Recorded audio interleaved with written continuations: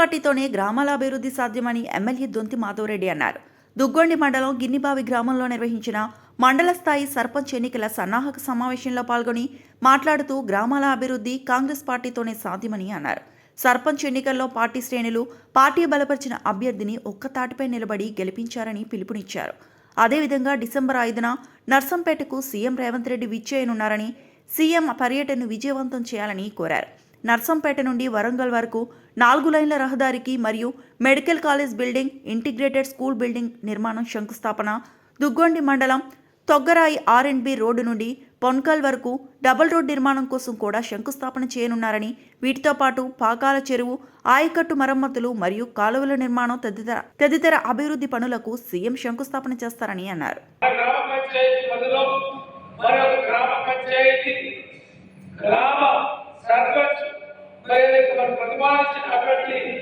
విజయం సాధించే విధంగా మేమందరూ కూడా మరి ముందుకు పోయి పాటుపడి విజయం సాధించాలని చెప్పి మనం చెప్తా ఉన్నాం.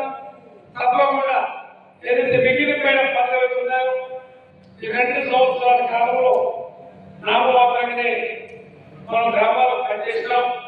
ప్రభుత్వ పరంగా వచ్చే ఏదైతే సంక్షేమ అభివృద్ధి కార్యక్రమాలతో పాటు మౌలిక వసతులు గ్రామాల్లో ఏదైతే మనం అందించినప్పటికీ మిగిలిపోయింది.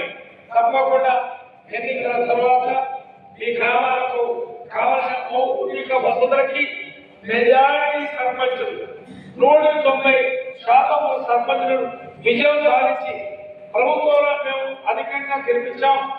ప్రభుత్వ పరంగా వచ్చే నిధులు ఈ యొక్క శాతంలో మా గ్రామాలని చెప్పి పోరాడే అవకాశం మీరు తీసుకోవాలని చెప్పి ఈ సందర్భంగా మనం చెప్తా ఉన్నా.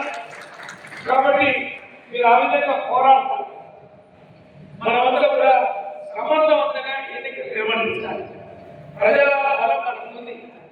ఎన్నికలు ఏవైతే ఉన్నాయో ఆ యొక్క ఎన్నికల్లో మరి ఎన్నికలు చేయడం, ఎన్నికల్లో మెలుగులు తీసుకోవడం, ఓటు